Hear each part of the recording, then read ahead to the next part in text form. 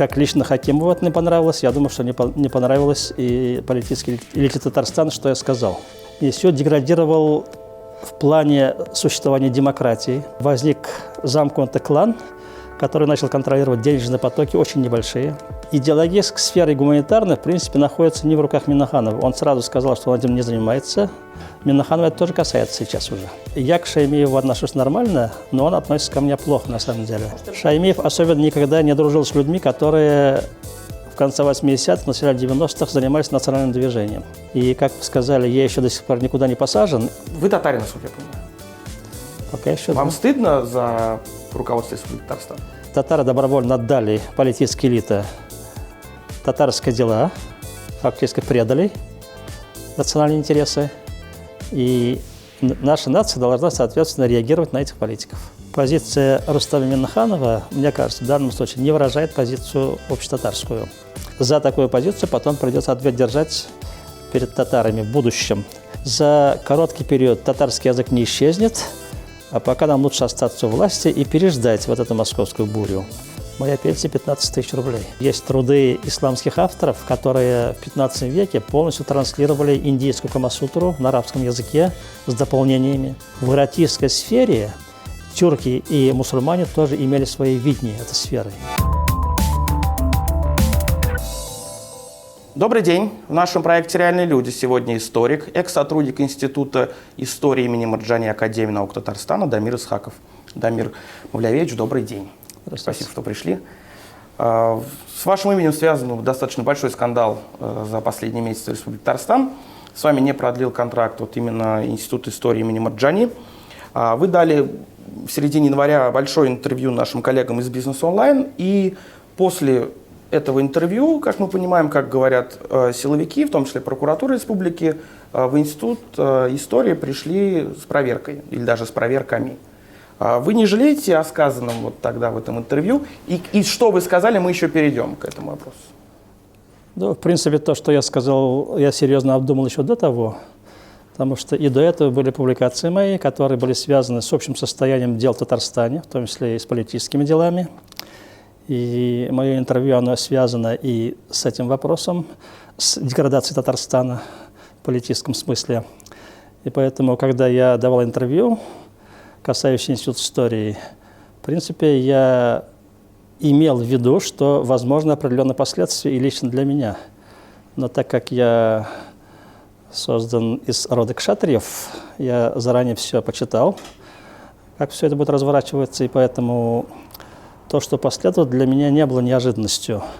Но зато показало, что я попал в точку по поводу оценки, в частности, Рафаэля Хакимова и той элиты, которую он в политическом плане обслуживал. И как лично Хакимову это не понравилось, я думаю, что не понравилось и политической элите Татарстана, что я сказал. Потому что я обозначил определенный рубеж, куда Татарстан дошел, и дальше пойти не смог. И, конечно, это не слишком хорошо для татар, но реалии были таковы, и я должен был это обозначить. Но все-таки вы не ответите на вопрос, жалеете или не жалеете? Нет, не жалею, потому что, как сказать, мне уже 66 лет, и я большую часть жизни проработал на исторической ниве. И, в принципе, как писали многие комментаторы, я могу работать сейчас и дома, но у меня еще и другие проекты есть. Но здесь соль проблемы в том, что у меня был 3-летний контракт с Институтом истории. Причем, хотя Радик Салих, замдиректора института, сейчас сказал, что вот Хакимов не продлил контракта, на самом деле оценки моей работы не было дано. Некоторые круги муссируют слухи о том, что я плохо работал. На самом деле я работал очень хорошо. Это видно по отчетам, которые я делал. И я успел за 1 год сделать очень много по направлению монографического исследования, которое я заявил. А исследование единственное в мире должно быть посвящено формированию татар Золотой Орды. Такой монографии в мире нет. Поэтому... Да, это мы к этому еще перейдем. Да. Я также внимательно прочитал это интервью, и я обнаружил, и по собственным ощущениям, очень большую обиду с вашей стороны на директора института Рафаэля Хакимова. О том, что у вас не самые лучшие отношения, уже известно давно, вы сами об этом неоднократно говорили.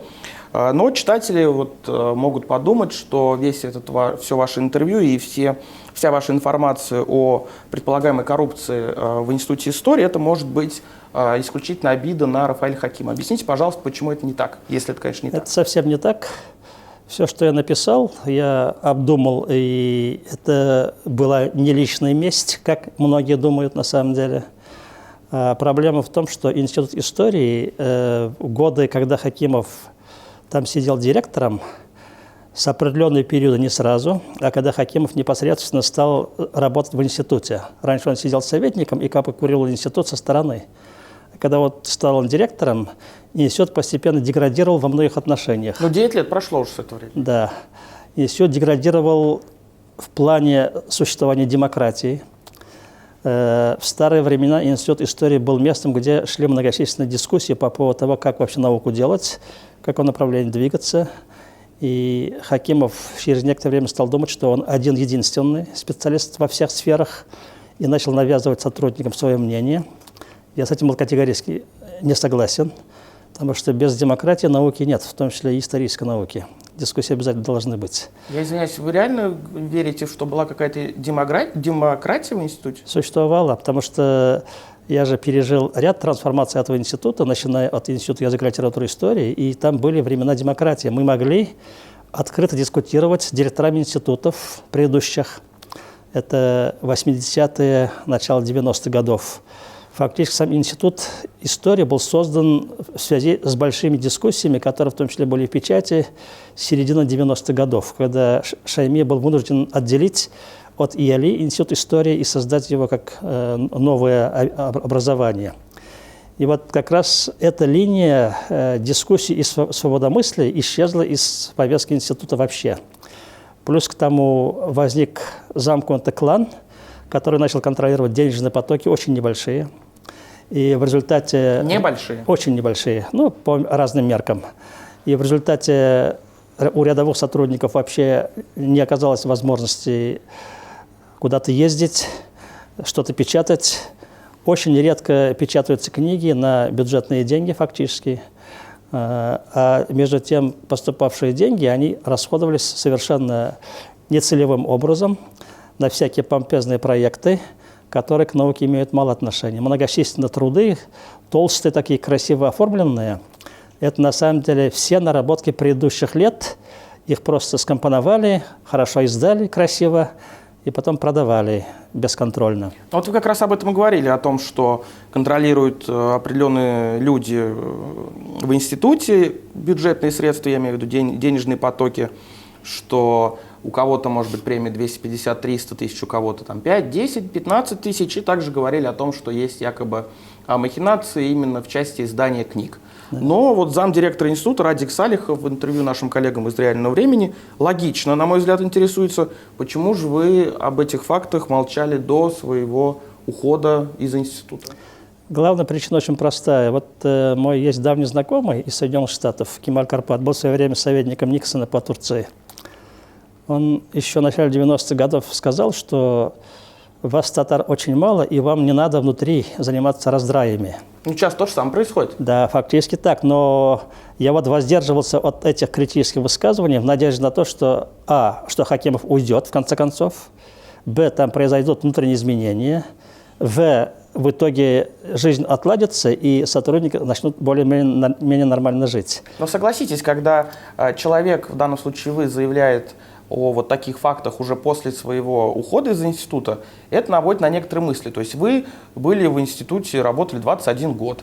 С момента прихода Хакимова прошло уже сколько? 9 лет или 10, да? Вся история вот предполагаемой коррупционной схемы началась не сегодня, не вчера. Ну, то есть вы были, конечно, не ее частью, но это видели, наблюдали, может быть, негативно относились внутри себя, но заявление в прокуратуру не написали. Но если вот так думать, это будет совершенно неправильно, потому что я Хакимова критиковал и раньше. Дело не в Хакиме, дело вот именно в коррупционных, предположительно коррупционных фактах в институте. Вот именно о них я говорю, из-за которых сейчас проверка. это же для того, чтобы я мог говорить о коррупционных вещах, я должен был обладать определенной информацией. Это очень закрытая информация, и сразу получить доступ к ним Ну невозможно. вы что, в декабре они узнали? Нет, я раньше узнал, но не совсем давно конкретно об этих вещах. Потому что в последнее время это стало и более заметно, там уже внутри института начались разговоры разного плана в этом направлении. Поэтому проверяющие еще что скажут. Многие вещи, они же совершенно закрыты, их очень трудно обнаружить при помощи даже специальных расследований. Ну, хотя бы о том, что одни работники получают премии огромные, а другие маленькие, вы же об этом, наверное, знали, вы же общаетесь. А как? Ну, это при же разговорах лично? Бухгалтерские данные совершенно закрыты. Никто не знает, кому какие деньги даются. И сейчас у нас очень давно уже институт не выдает сотрудникам квитков, где обозначено, какую они зарплату получают. А как вы тогда узнали об этих фактах, если не секрет? Ну, в том числе и из разговоров с сотрудниками, и из некоторых бумаг, которые мы смогли посмотреть. Они же закрыты. Ну, иногда можно заглядывать в некоторые из них. Заглядывать? Да. Окей. Я также обратил внимание, что вот в интервью, которое вы дали коллегам из «Бизнес-онлайна», вы очень критикуете Рафаэля Хакимова, что вы делали и раньше, однако очень редко говорите о руководстве Татарстана, точнее о конкретных фамилиях. Вы говорите высшее руководство, татарстанская власть. Очень изредка, там пару раз проскользнуло имя Азгата Сафарова и Минтимера Шаймиева, с которым вы беседовали. Вот мне не очень понятна такая позиция. То есть все-таки институт истории имени Марджани, Академия наук Татарстана, явно властная структура Республики Татарстан. Но весь ваш посыл обращен именно к Рафаэлю Хакимову. Ну, вы же наверняка подразумеваете и знаете, что ни один Рафаэль Хакимов и не без чего-то ведомо он делал то, в чем вы его, извините, обвиняете. Ну, я бы не сказал, что вот вы сами уже подтвердили, я открыто называл имена конкретные, и Шаймиева, и Сафарова. Я, может быть, не называл имя просто Миннаханова. Ну, вы сказали, что вы к нему не обращались, поскольку он должен был принять окончательное решение. Вот потому что идеологическая сфера гуманитарная, в принципе, находится не в руках Миннаханова. Он сразу сказал, что он этим не занимается, еще в начале того, как он пришел к власти. И, в общем, эти сферы курировали другие люди. Поэтому я обращался в адрес других людей, с ними я разговаривал. И не скрывал, что я с ними разговаривал. Но если они решения не принимают, то фактически получается, что вся власть в целом ответственна за то, что сложилось в итоге. Поэтому Миннаханова это тоже касается сейчас уже. Я вот продолжаю тему власти в вашем интервью. Мне показалось, что о том, что вы достаточно неплохо относитесь к Минтимеру Шаймиеву, либо же делаете вид, что вы к нему неплохо относитесь. Вот вы там сказали, я сейчас перевожу немножко тему конкретно с института, на большой семитомник книги «История татар».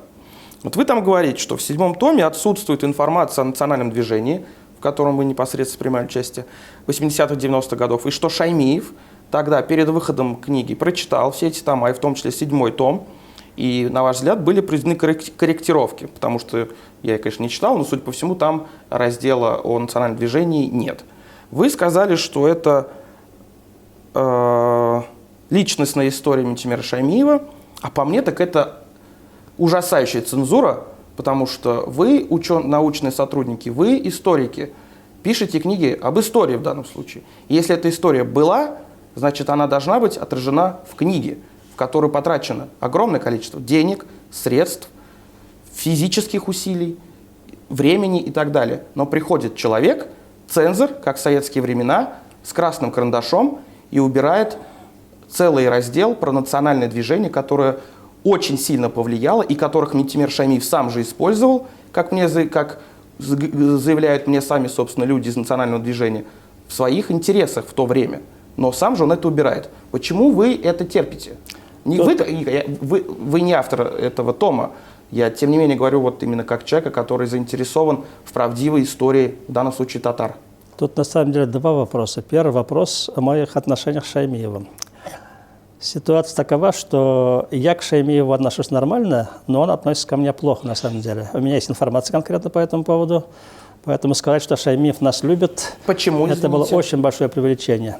Можете рассказать, Шаймиев особенно никогда не дружил с людьми, которые в конце 80-х, начале 90-х занимались национальным движением.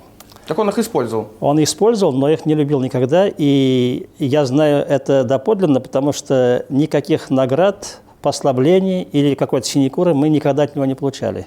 Те люди, которые вот фактически возвели его во власть. Ну, то, что вы на свободе, это, по-моему, уже большая привилегия. Да, нет, еще до этого не дошли, чтобы нас посадили. Ну, почему уже начали? Но другой аспект от проблемы – это 7-й том и отраженные реалии в этом томе. Я могу честно сказать, что я не знаю, например, что-либо Шаймиев оттуда вычеркнул или нет. Я только знаю, что он смотрел. На самом деле том компоновала редакционная коллегия во главе с Хакимовым. И поэтому, может быть, они еще выкинули те разделы, которые касаются национального движения. Может быть, из-за политической конъюнктуры. И поэтому здесь можно всякие домыслы делать, кто и как это делал. Но в реальности мы не можем точно сказать. Конечно, том из-за того, что вот этот период выпал, он сильно потерял в итоге. Но это уже не наша проблема, это проблема вот конкретно коллеги этого тома, Рафаэля Хакимова.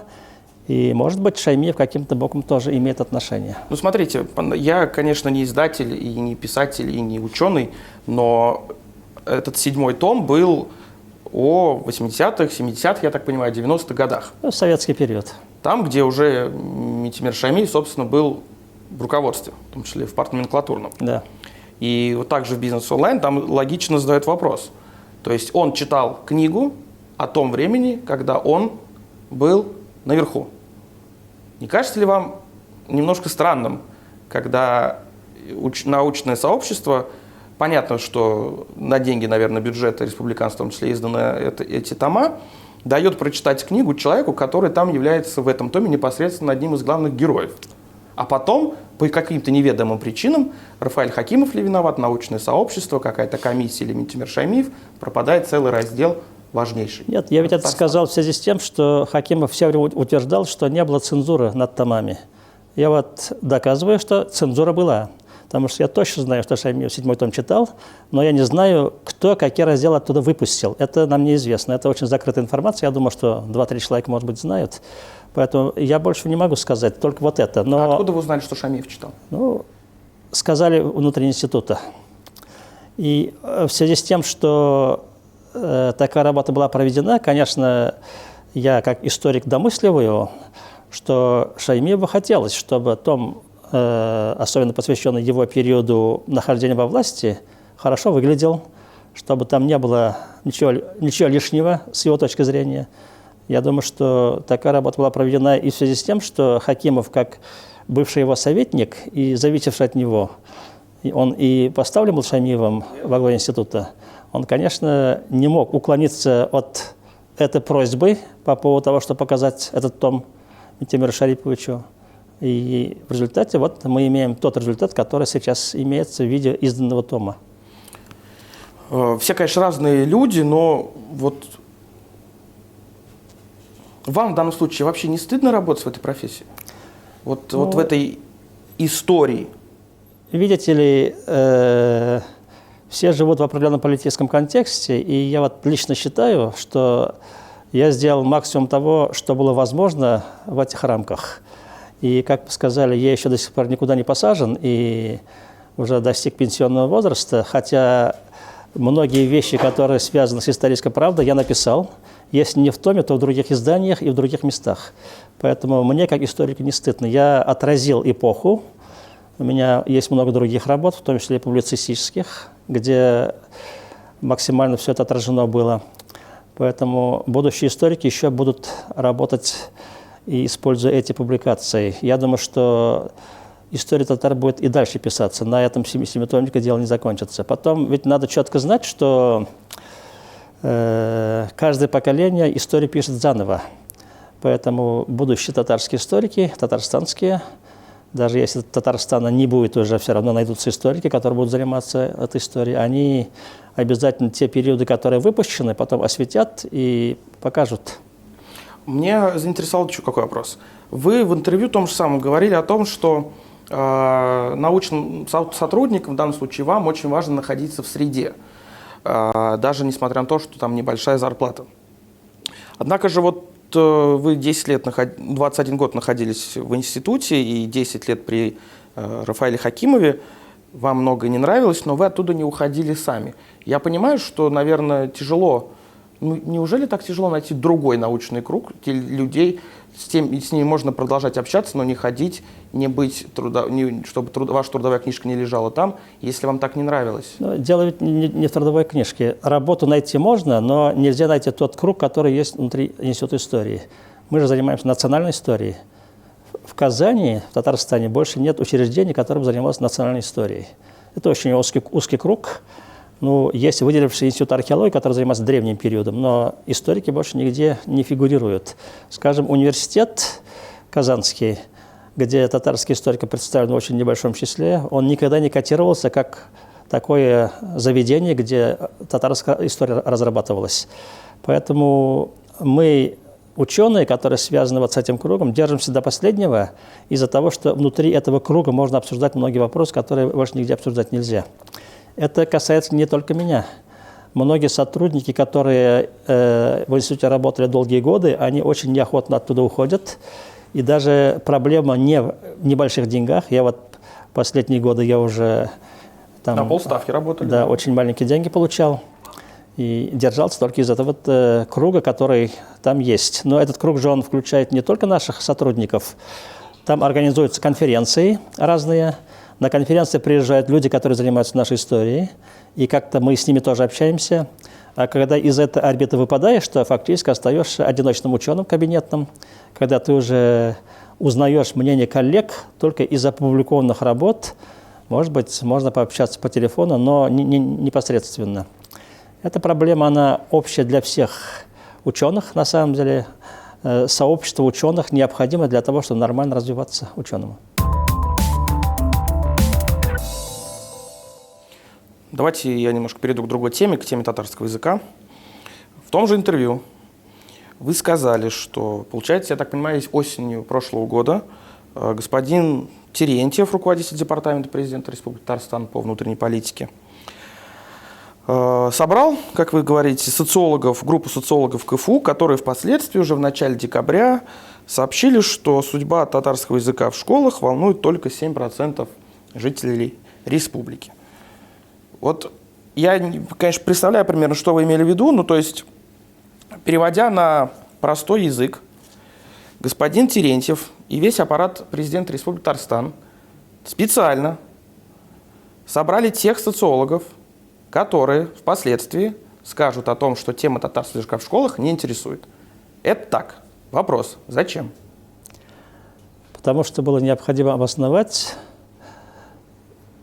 позицию нашего парламента и в целом нашего политического руководства, когда оно единогласно приняло решение покориться перед федеральной волей по поводу татарского языка.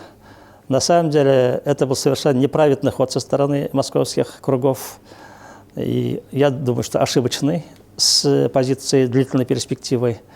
Но наши ни слова не сказали, и это поражало не только меня, но и некоторых татар, которые к нам приезжают в качестве участников руководства Конгресса татар.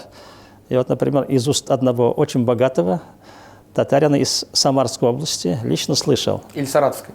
Самарской области, который там задействован в национальных делах, он сказал в разговоре: я ожидал хотя бы, что половина на половину было при голосовании татарских парламентариев по языковому вопросу.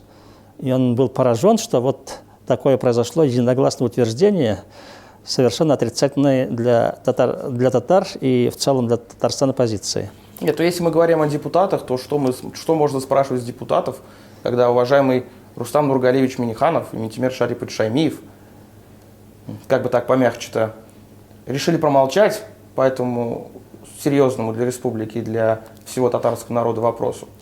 И бегали от журналистов, не давали комментарии, потом что-то из себя выдавливали, говорили какую-то ересь о том, что мы договорились, что у нас будет 2 часа обязательно, потом эта информация не подтверждалась. То есть у меня вопрос, собственно, можно много об этом говорить. Нет, вот я могу сказать про позицию Терентьева. Да, ну, давайте. Как служила личность, он просто решил подсобить вот этой позиции, привлечь ученых, которым все равно, что утверждать, они вот утвердили, и Терентьев показал якобы, что позиция татарского языка настолько не интересует всех, что вот наши парламентарии, наше политическое руководство правильно, что не обращало внимания на этот вопрос. А вы думаете, господин Терентьев самостоятельно принял такое решение, такой шаг и решил всю эту схему разыграть, карту? Это я не могу знать, потому что это надо вопрос к Терентьеву обратиться. Сомнительно, что сам господин Терентьев. Ну, не исключено. Ну, он иногда самостоятельно действует, потому что он думает, что он хорошо представляет, что нужно начальству, может быть, поэтому мог и на себя взять. Вы татарин, насколько я понимаю. Пока еще. Вам да. стыдно за руководство Республики Татарстан? Ну, я свою позицию сразу выразил, и поэтому я сказал, что я не принимаю такую позицию, и потом высказался в ряде изданий, как это надо оценивать. Поэтому здесь категории стыда нет на самом деле. Я очень сожалел, что мы оказались в таком положении, и вся наша верхушка политическая. Верхушка ничего не делала, татарстанская. Ну вот поэтому я делала? отметил свою позицию по этому вопросу. Это можно прочитать и посмотреть. Тут. Можете, пожалуйста, ретранслировать еще раз? Но я сказал, что рубеж пройден, Рубикон определенный, что татары добровольно отдали политические элиты татарские дела, фактически предали национальные интересы, и наша нация должна, соответственно, реагировать на этих политиков. Ну, например, главная политическая элита Республики Татарстан, как вы знаете, Рустам Минниханов, ну или Митимир Шаймиев, ну в данном случае Рустам Минниханов, после решения языкового вопроса не в пользу татар заявил, что 80% жителей Республики Татарстан поддерживают политику Владимира Путина, который, напомним, и стал инициатором запрета обязательного преподавания татарского языка в школах. Я буду выдвигать свою кандидатуру на должность президента Российской Федерации.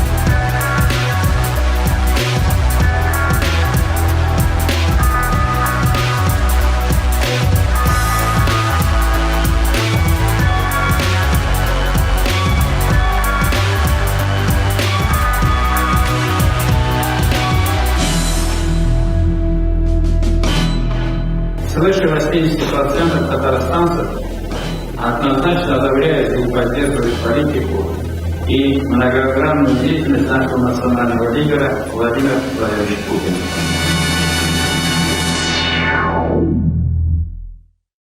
Ну, Вот я русский, мне как бы татарский язык, он меня касается, но не настолько, как татар. И когда президент, как любит повторять все высшее руководство Республики Татарстан, когда речь идет о должности президента, что в Татарстане, жители Татарстана проголосовали именно за президента Республики Татарстан. И вот президент Республики Татарстан вам, уважаемые татары, и русские тоже, но в данном случае татары важнее, говорит, что мы, жители Республики Татарстан, 80% их, поддерживаем политику Владимира Путина. Вот если бы я был так ущемлен запретом обязательного преподавания татарского языка, я бы воспринял это как плевок в душу. А вы как это расцениваете? Я также расцениваю, и об этом я писал, кстати, и позиция Рустама Минниханова, мне кажется, в данном случае не выражает позицию общетатарскую. Потому что Минниханов, он встроен в вертикаль соответствующий, и поэтому он ничего не мог сделать в данном случае.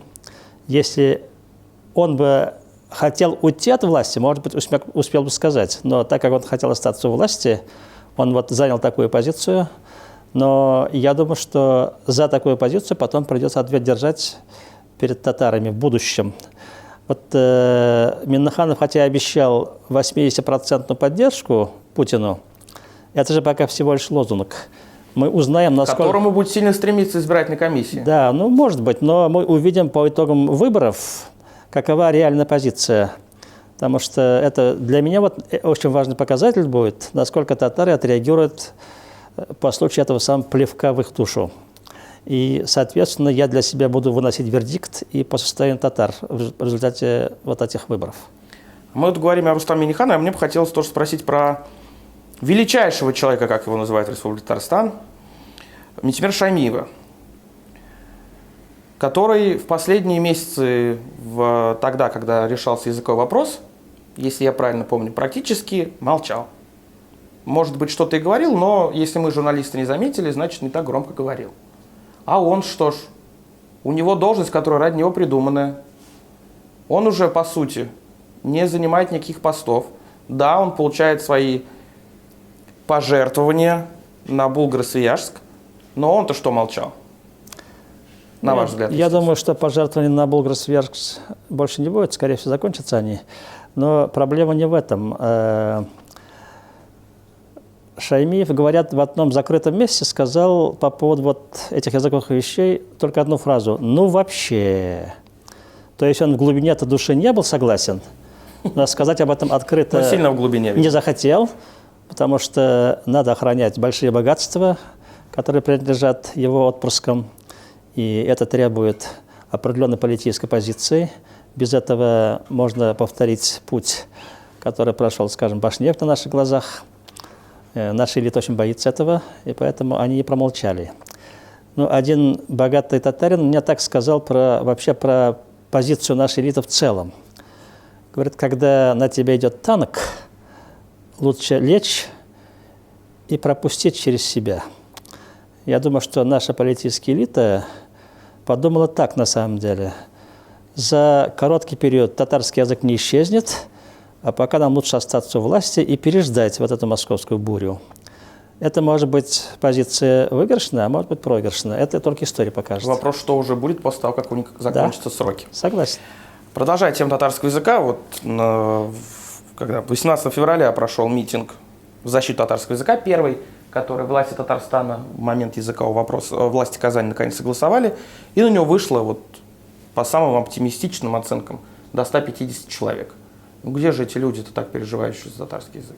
Ну, я понимаю, что холодно. Но...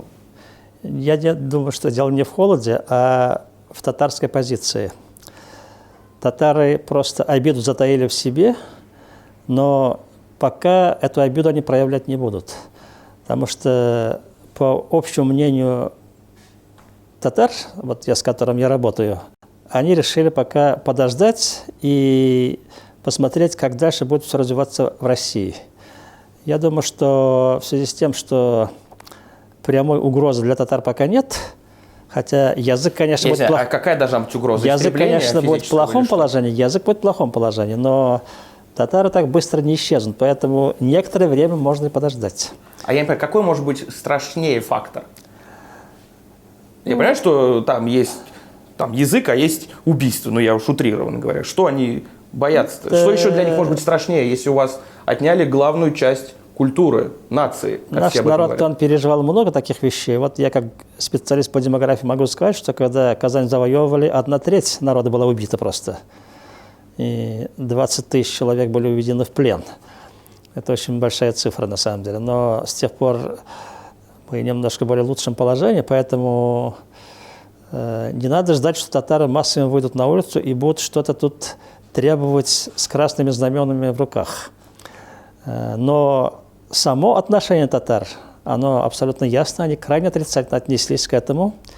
Вот есть один из сигналов того, как татары реально относятся. На самом деле большая часть населения и татарского, и русского республики решили татарский язык изучать. Есть официальные данные по этому поводу. Я по официальным данным не видел. Такие есть, данные, что больше выбрали. То есть имеете в виду вот эти 2 часа? 2 часа. То есть от языка не отказались ни татары, ни русские. Хорошо. И я думаю, что это хороший показатель. Это говорит о том, что на самом деле между татарами и русскими здесь хорошие отношения в республике, что Москва глупа, проводя такую политику. Просто выражу частное мнение, когда в общении с моими даже друзьями или какими-то знакомыми, для которых эта тема важна, она на любой встрече обязательно поднимается. И они обязательно доказывают о том, как неправы и федеральный центр, и, может быть, власти Татарстана в этой части, и активно заявляют о том, что татарский необходим. Обязательно преподавание в нормальных количествах. Вот я выражу частное мнение, когда представители татарской нации так говорят, но ничего не делают, а сидят и говорят на кухне, пусть не удивляются, когда дальше у них отнимут что-то еще. Это вы ошибаетесь по поводу того, что они ничего не делают. Ну, я говорю о том, чтобы действительно власть могла бы, я извиняюсь, испугаться или хоть чего-то. А вот посмотрим на выборах, посмотрим вот 18 марта, а потом на выборах президента Татарстана. Но еще не скоро. Конечно, сами выборы тоже будут не слишком показательными, потому что у нас уже привыкли фальсифицировать результаты выборов. Но мы сможем увидеть скорее тенденцию некую. Вот как татары проголосуют, это примерно можно будет вычислить, позицию татар. Но социологическим данным я не доверяю, потому что сейчас при таком режиме ни один человек свое реальное мнение не скажет социологам. И в тоталитарных обществах или в авторитарных, я не знаю, или в полуфашистских, как сейчас у нас складывается такая ситуация, социологии как науки вообще не бывает. Есть узнавание мнения людей по распоряжению и по видению начальства. Поэтому вот выборы – это реальный показатель будет, потому что вот сколько процентов не явится, сколько процентов проголосуют за других людей, не за Путина, это все равно будет показатель. Я задам последний вопрос. Он немножко вообще выбивается из колеи всей нашей сегодня такой беседы. У меня вопрос про тюркскую камасутру, закавычен, которую вы несколько лет назад решили заняться этой темой. У меня будет два вопроса, достаточно можно короткий ответ. Первый вопрос, то есть на какой стадии работа над камасутрой? И второй вопрос, вот у меня такой исключительно наивный, о чем-то отличается, да? Вот, тюркская камасутра от других? Я прочитал, что вы говорили в интервью «Реальному времени», но я все равно не очень понимаю. То есть для обычных людей камасутра, вы знаете, что это значит, это вот рисунки, вот те, работайте, пожалуйста. Ну, это очень упрощенный взгляд, на самом деле. Я работу совершенно не бросил, но пока отставил, потому что сейчас я должен заниматься другими делами, чтобы обеспечить себе проживание. Моя пенсия 15 тысяч рублей. У вас еще неплохая пенсия. Да, поэтому я должен подрабатывать. Работу пока оставлю, но я продолжаю заниматься. Работа вообще называется тюрко-мусульманская камасутра. И это очень интересная работа, потому что мусульманские страны, которые вот считают сейчас очень такими в сексуальном отношении, в эротическом плане, очень замкнутыми, застывшими, отсталыми, они знавали другие времена. Вот, скажем, есть труды исламских авторов, которые в 15 веке полностью транслировали индийскую камасутру на арабском языке с дополнениями. Есть много других работ, скажем, написанных в Турции из дворцовой жизни, как тюрки уже, мусульмане, каким образом они использовали знания, которые были характерны и для Китая, и для Индии. И эта работа на самом деле направлена на то, чтобы показать, что в эротической сфере тюрки и мусульмане тоже имели свои видения этой сферы. У них были и конкретные практики, и конкретные средства, которые они использовали. Этот вопрос совершенно не изучен и не описанный. А когда примерно вы собираетесь хотя бы вернуться к этой работе? Ну, когда жизнь немножко станет более спокойной, тогда может быть. Спасибо большое. У нас сегодня в гостях был историк Дамир Исхаков. Смотрите нас на нашем сайте delreal.org, в наших социальных сетях и на канале в YouTube. До свидания.